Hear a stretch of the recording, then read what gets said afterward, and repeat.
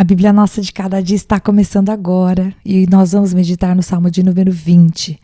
Eu espero que você esteja muito bem nesse dia, mas caso você não esteja, eu espero que as palavras desse Salmo e o clamor de Davi falem ao teu coração e que você saia fortalecido na sua fé nesse dia, em nome de Jesus, sabendo que ainda que olhos humanos não te vejam, os olhos do Senhor veem você. Não apenas onde você está agora, mas vem o seu coração, as suas emoções e o Senhor pode, Ele sempre pode ajudar você a lidar com qualquer coisa que esteja diante de você. Nós vamos ver aqui um salmo real, um salmo que provavelmente era cantado pelo povo nas vésperas de batalhas e é um salmo pedindo a ajuda de Deus, né? Nós vamos ver o povo declarando, né, nos seus primeiros versos, sendo declarados como se fosse abençoando ao rei e depois o rei afirmando a sua fé na fidelidade de Deus. Então, vamos começar a leitura?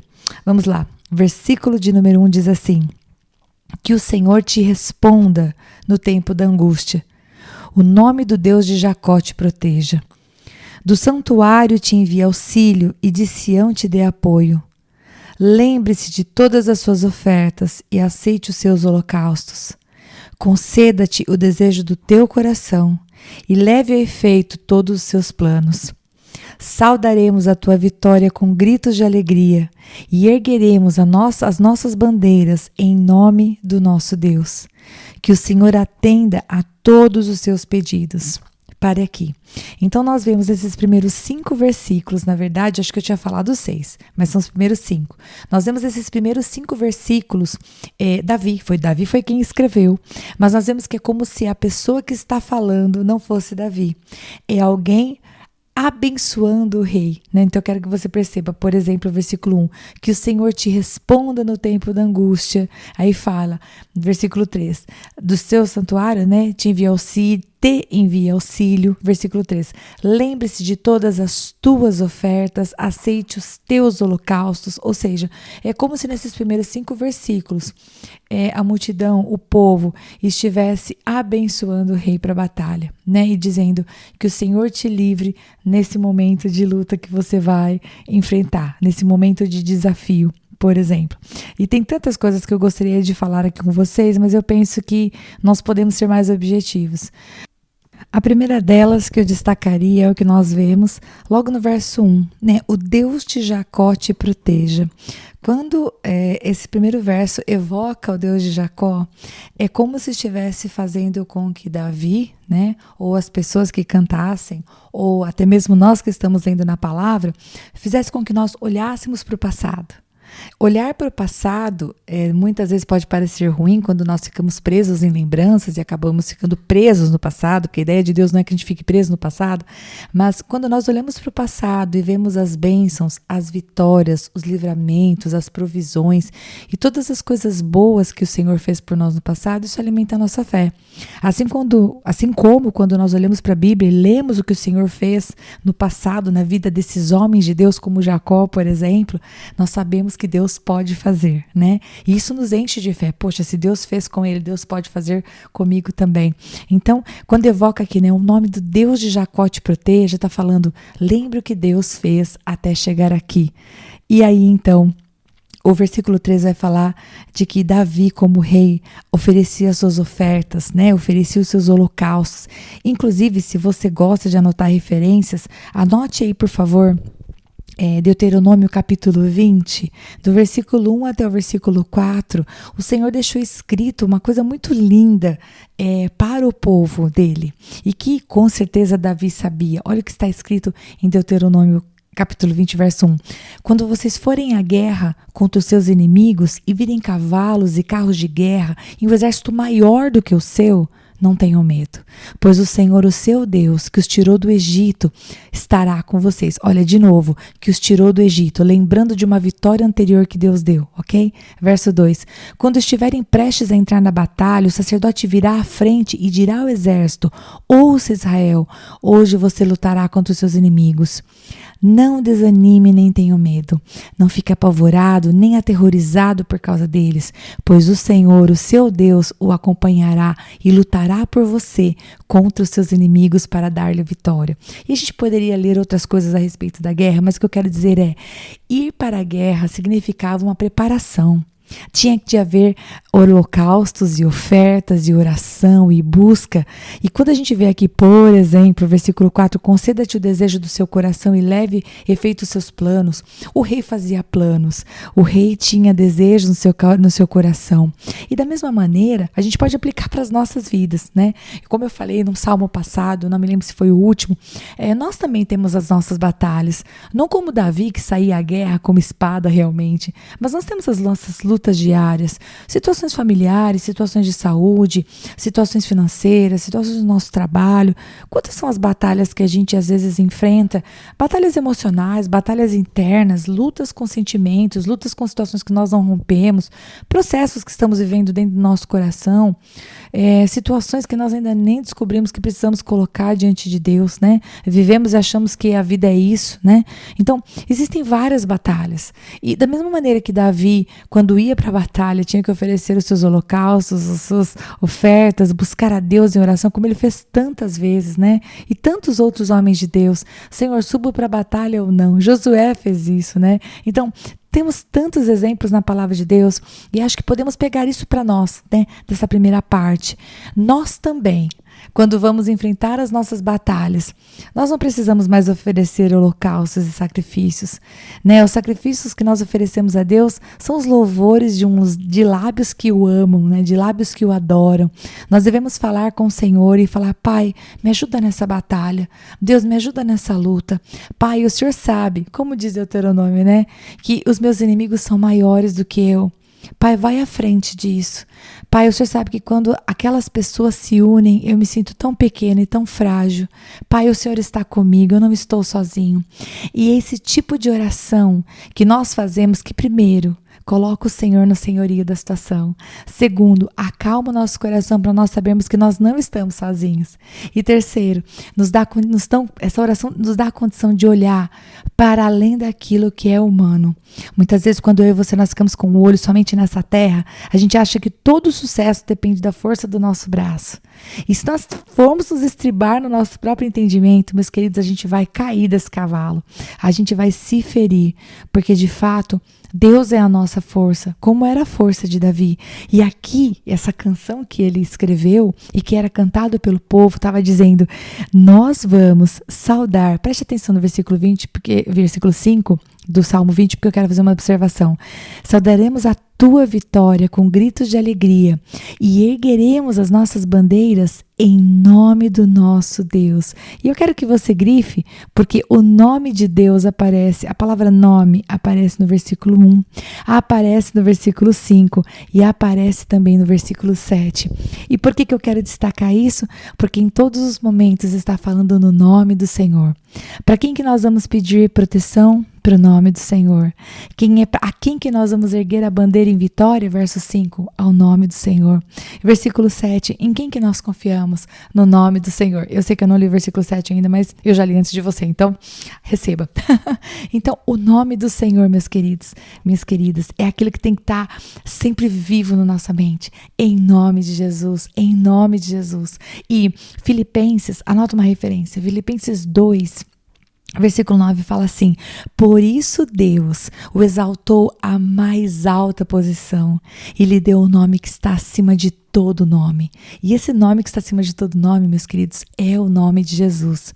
Então, do mesmo jeito que o versículo 1 e todos esses versículos que nós lemos profetizam, né? Trazem à existência coisas que não existem, eu te convido a fazer o mesmo. Porque, por exemplo, não sei se você conhece esse versículo que eu mencionei agora, né? Romanos 4,17 fala: como está escrito, eu o constituí pai de muitas nações. Diante disso, Abraão creu em Deus, aquele que dá vida aos mortos e chama a existência coisas que não existem. Então, o que eu quero dizer para você? O versículo 1 fala que o Senhor te responda no tempo da angústia. Né? O nome de Deus de Jacó te proteja. Conceda-te, verso 4, conceda-te o desejo do seu coração. O que está sendo feito aqui nesse salmo, meus queridos? Uma coisa que eu e você nós precisamos aprender, urgentemente. Nós precisamos aprender a falar a trazer à existência aquilo que não está diante dos nossos olhos. Então, por exemplo, seu filho vai sair para uma prova muito importante. Ao invés de você dizer para ele, é muito difícil passar, a relação candidato-vaga é super pesada, será que vai dar certo? Não, você vai falar palavras boas. Você vai dizer que Deus te abençoe, que você consiga lembrar de tudo que você estudou na prova, ou que Deus te abençoe nessa vaga de emprego, que nessa entrevista, que se for da vontade de Deus, em nome de Jesus, porque é o nome que está acima de todo nome, é o nome mencionado aqui nesses 3 versículos do Salmo. Então você vai dizer que em nome de Jesus tudo dê certo na entrevista, e se for da vontade de Deus, que a porta se abra. Ou, se uma pessoa está triste, você pode dizer para ela que Deus, em nome de Jesus, traga alegria sobre o teu coração, que Deus te ajude a olhar para essa situação com outros olhos, que o Senhor te dê uma estratégia para resolver esse problema. Ou numa situação de falecimento, de morte, em que nós temos que lidar com a separação. Nós somos preparados para lidar com a separação, né?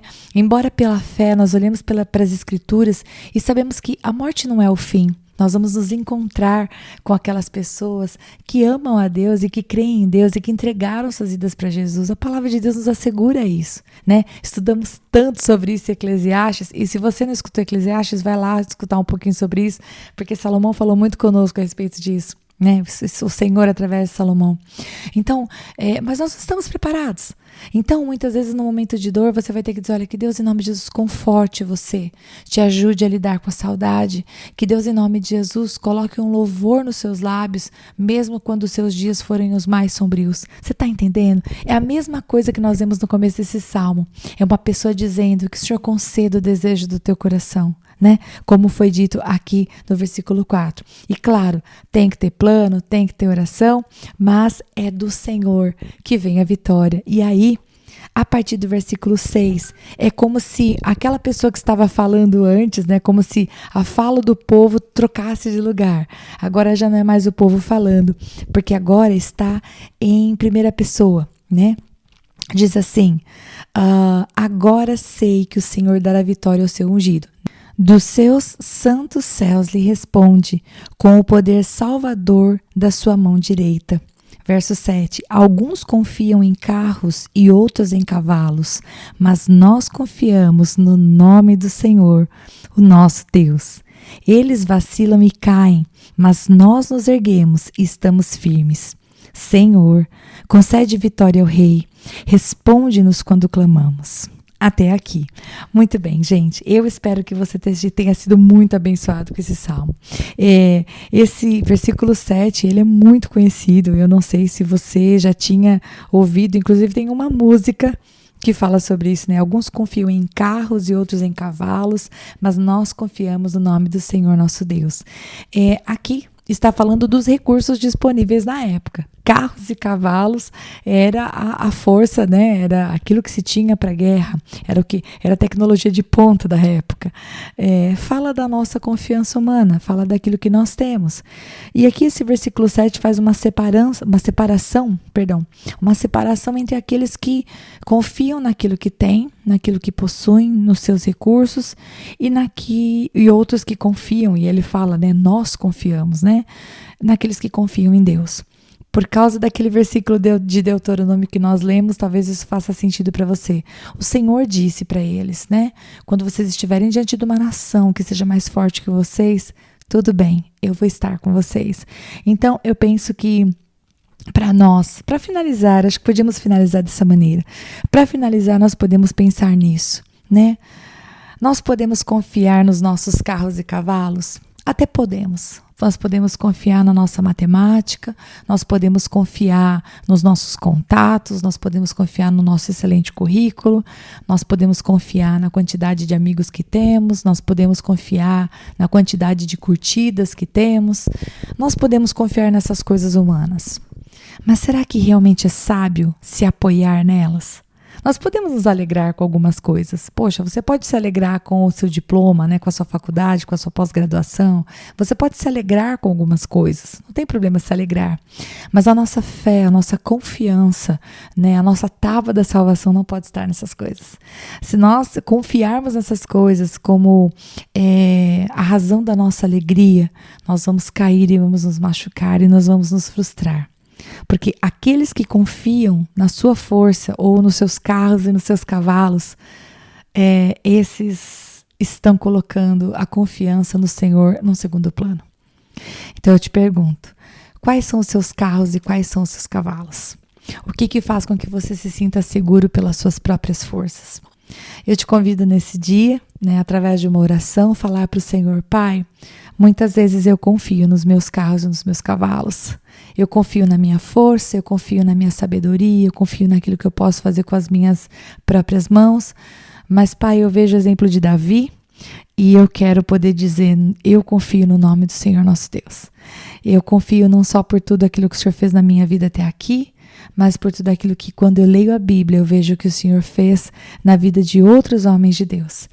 E você e eu, nós vamos, em nome de Jesus, nos esforçar para colocar diante de Deus nosso coração. Todas as vezes que tivermos batalhas, para que a gente faça os nossos planos, sim, confiar fazer planos, como diz o versículo que nós lemos, o 4, fazer planos não significa não confiar em Deus. Nós podemos confiar em Deus e fazer planos, é o que diz o Salmo, O rei não ia para a batalha sem uma estratégia. Quantas vezes nós vemos o Senhor dividindo os bandos, mandando um pela frente, mandando um por trás, fazendo tocaia. O Senhor dava os planos para o seu povo, para as batalhas. O que eu quero dizer é que eu e você, nós podemos fazer planos, mas nós temos que confiar no nome do Senhor nosso Deus. E que a oração, a busca do Senhor, o perguntar para o Senhor a respeito dos nossos planos, se aquilo tem a ver com a vontade dele, seja realmente a nossa atividade diária. Que eu e você, nós possamos falar para o Senhor: Pai, o que temos para hoje? Deus, qual é o seu plano? Pai, me ajuda nas minhas batalhas e me conduz em vitória, em nome de Jesus. Que Deus abençoe muito você. Eu quero fazer uma última observação antes de nós terminarmos. Alguns estudiosos acreditam que o Salmo 20, que nós acabamos de estudar, e o 21, que é o de amanhã, eles estão ligados, eles estão de alguma maneira conectados, porque o Salmo 20 ele vai trazer esse clamor, esse pedido ao Senhor, pela ajuda, na batalha, como se fosse o povo cantando essa canção, e dizendo: nós vamos hastear a bandeira quando vier a vitória. E o Salmo de número 21 traz ações de graças, como se o Senhor já tivesse dado a vitória. Bom, eu vou ler com você amanhã, se Deus quiser, e depois você me diga o que você pensa sobre isso. Deus abençoe muito você, em nome de Jesus.